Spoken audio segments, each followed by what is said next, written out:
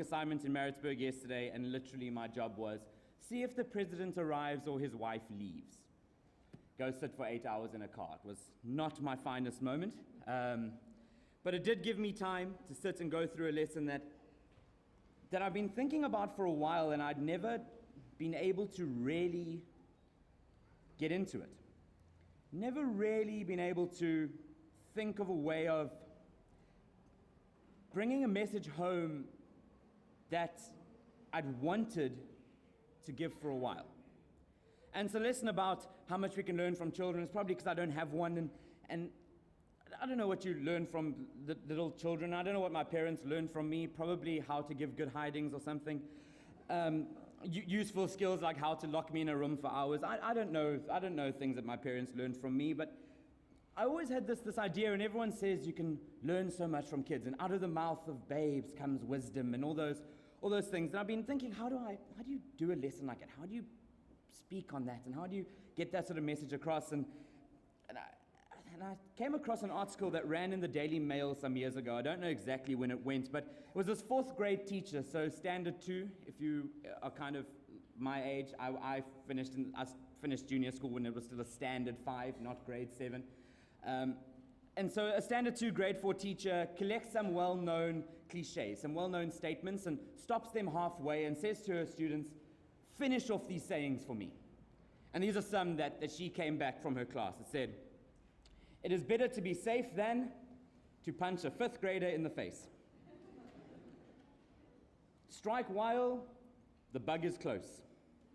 Don't bite the hand that looks dirty. A miss is as good as a mister. If you lie down with dogs, you will stink in the morning. 2's company, 3 is the musketeers. I was impressed that a 4th grader knew this next one, but it says, none is so blind as Helen Keller, and I thought that was a little bit mean. But children should be seen and not spanked or grounded. Where there's smoke, there's pollution. And if at first you don't succeed, try new batteries.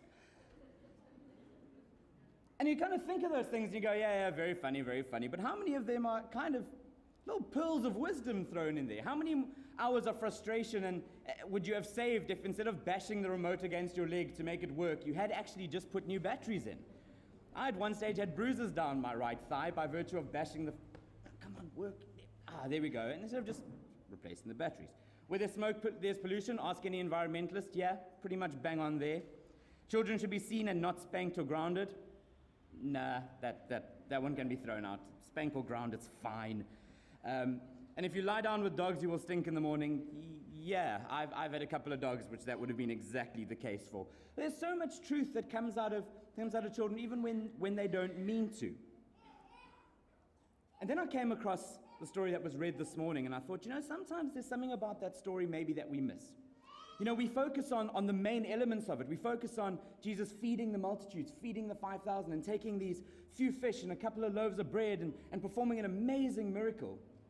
But there's something in that story that maybe we just miss. And there's a reason that God uses so many young people to teach us so many stories in the scripture. He says that if you want access to heaven, he effectively says you need to be like these little ones. And he brings the child towards him and says, be like them, be innocent, be questioning.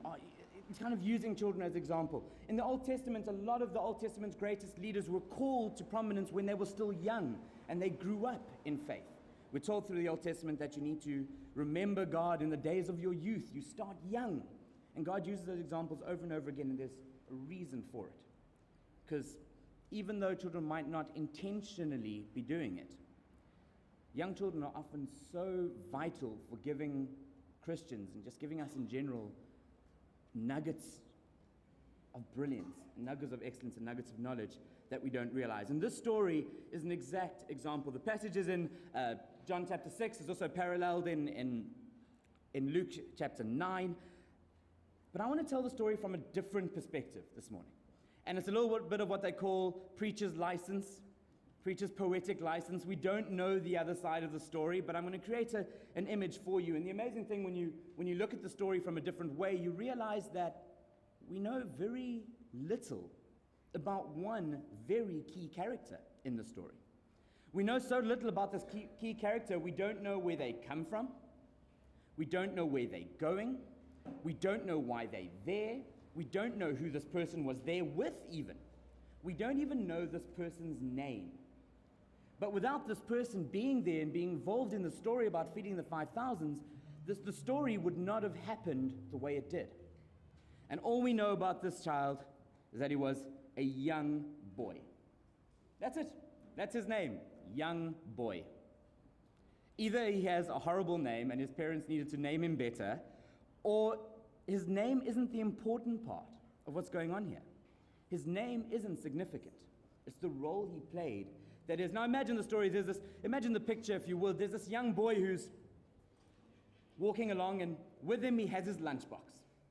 Now I went to school with a lunchbox that often doubled as a soccer ball on days when we didn't have it.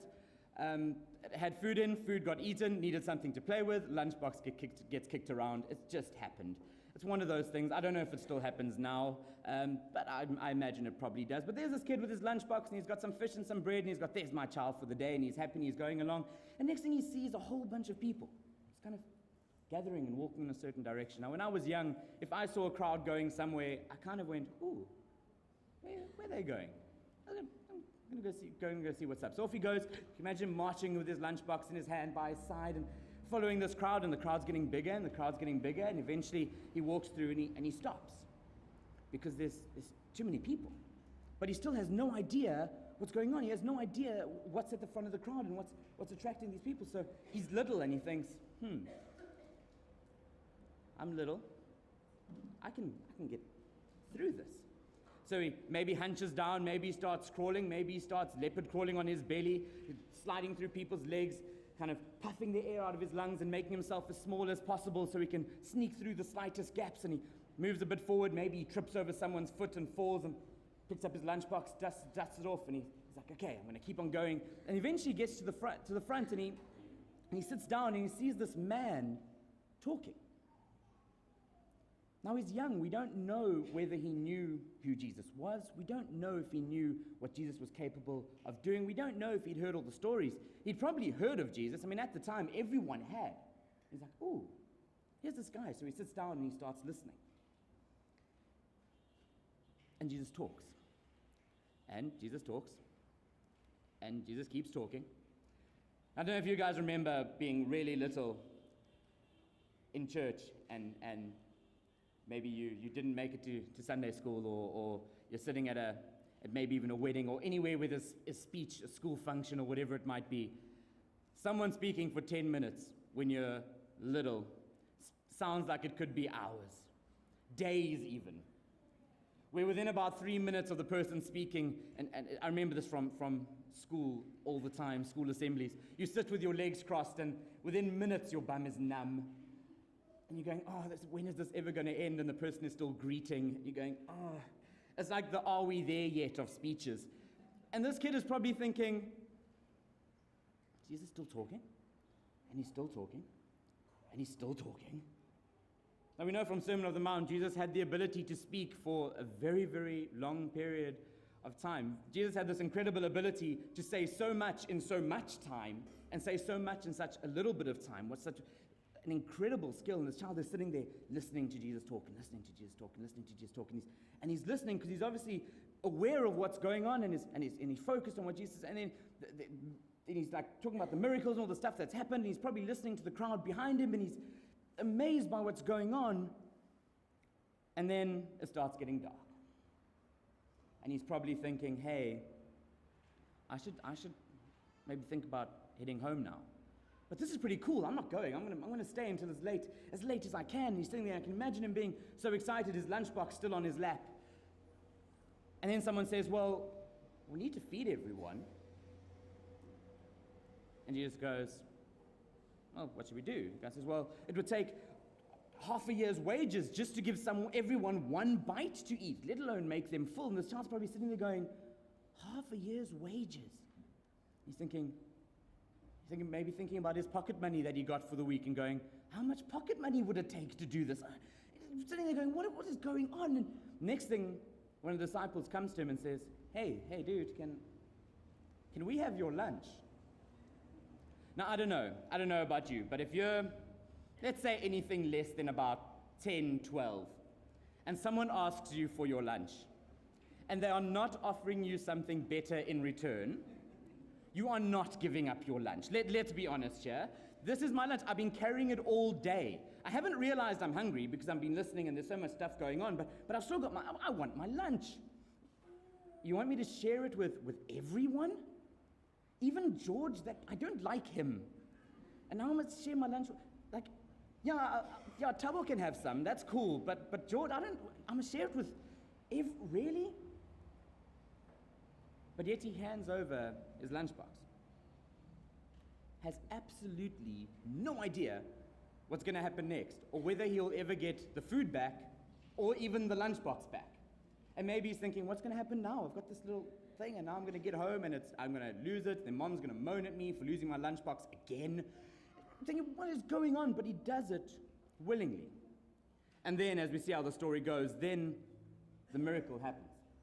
And can you imagine this little boy with his few loaves and a couple of fish, and not even enough to, like, maybe him and a friend, maybe 2 people, 3 people tops can have a little bit of this lunch, and he's sitting there going,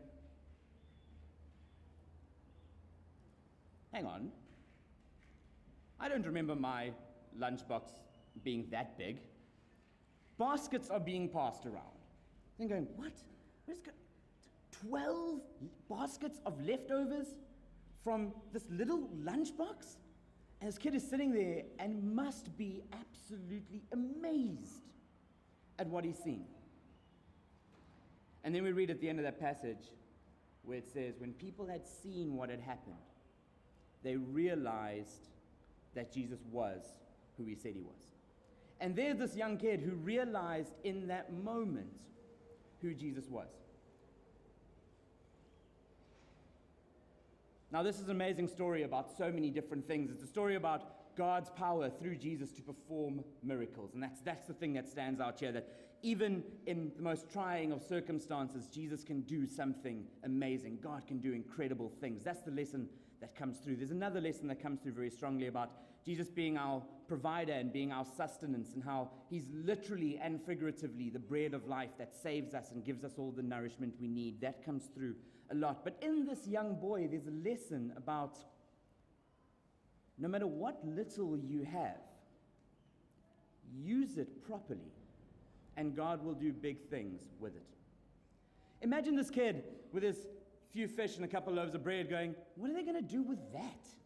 It's not going to help. That's barely enough for me and a mate. And now you want to feed it to everybody? That's going to do nothing. It's like a stand-up comedian who says that he was in America at the time of an earthquake, and he decided he was going to go over and help, and realized that it was basically a case of him rocking up with a broom while everyone else was in heavy machinery. And you kind of go, well, what's this little broom going to do, really? You just think, sometimes we get into this habit of thinking, well, I don't have that much. There's not that much I can really do. There's not that much I can really achieve. It's like being asked to be involved in a demolition of a 15-story building, and you rock up with a rubber mallet, and you go, okay, I'll start here at the bottom. Probably not going to work. And that's kind of the mindset that so many Christians find themselves getting involved in, this idea that what I've got is not enough. That what I've got is so little that it can't really make an impact. But when you read so many of the biblical stories, you realize, hang on, that's the exact opposite of how God works. God says to us, I'm going to give you this, use it properly, and I will give you back that. And that's the thing, God doesn't just return like for what he's given you. God returns in abundance. God returns way more than he gives. And that is one of the stories for me that comes through so strongly in this feeding of the 5,000, is that even though it might seem that you don't have enough to make a difference, your little plus God is a lot at the end of it. And it's never just enough. It's never, okay, there we go. You need exactly that. God will give you exactly that. God has this incredible ability to give way, way more than we actually need. In fact, God so often gives way more than we even want, we can even imagine to want, as long as we're using the things and using our gifts in the right place. 1 Peter 4 and verse 10 says, each one should use whatever gift they have received to serve others, faithfully administering God's grace in its various forms. That passage is not about what gift you have. At no point in that in 1 Peter chapter 4 does it talk about having the amazing thing, having the ability to do the huge stuff. That's not what it's about. It says use whatever you might have. And so often we look up, I remember being just like that little child and looking up to all the people who could do the big things. You look up and you go, ooh, I want to be able to speak like that guy. I want to be able to do what that guy does and do what she does. And I want to be able to do that. And we so often focus on all those big things and go, maybe I'm not that useful because I'm not a good public speaker. Maybe I'm not a good teacher. Maybe I don't like to go out and evangelize like Christians are told to. I don't really like standing at a door and saying hello to so many people. And we get a bit reluctant because we look at those sort of things as being the major important things. And we forget that while a church needs all those things to function properly, churches also need people doing stuff that aren't, or doing things that aren't in the limelight. Things behind the scenes that make such a huge difference. You think about I think about how many major speakers I've known that have absolutely zero organizing ability. People who could not organize things no matter how hard they tried, but put them behind a microphone and they seem like the most incredible people in the world, but ask them to arrange lunch for the next day and maybe not. And you might or might not get something if there was supper left over and they remembered to put it into a lunchbox and give it to you. And I'm talking about myself. You get people who aren't good at doing the things that are in the limelight. We read in the story about Job and how he's going through all these tribulations, and his friends come over to see him, and they say nothing for days. Days they just sit with him because that was what he needed. If you think you give good hugs, so often people just need a good hug. And they don't need a sermon. They don't need a Bible study. They just need companionship, a good hug, a pat on the back, and it's going to be okay. Sometimes you might not be able to find the words to give to someone when they're battling with something. So you go to the shop and you buy a religious card that says, it'll be okay. God's with you. And let the card say something else. Let the text message speak on your behalf. So often, we get into this idea that the disciples did on this mountain and going, there's so many people, what can we do? And this little child goes, well, I've got this. You do it. And so often we think in our relationship with God that we have to be the doers, when all we have to do is just hand what little we have over and say, there we go, God, it's yours. Let's do this, and let's go together. We need to be more like that little boy. We need to share that excitement of, ooh, what is Jesus doing? Let's get there. And let's follow and go and see how close we can get to him so we can listen. We need to realize that as we get closer, that it might come to a point when he's going to ask us for something, and we can't sit and hold on to that lunchbox of gifts that we've been given and go, no, it's mine. I don't want to give it to you. It's mine. I want it. I want all the fish, and I want all the bread. It's mine. God says that's not how gifts work. You get given stuff so that you can get given more stuff. And then when you get given more stuff, God gives you more stuff. But it's conditional. He says, when you get your stuff, give it. Just like that little boy did. Sometimes in God's stories, we miss little bits of the puzzle.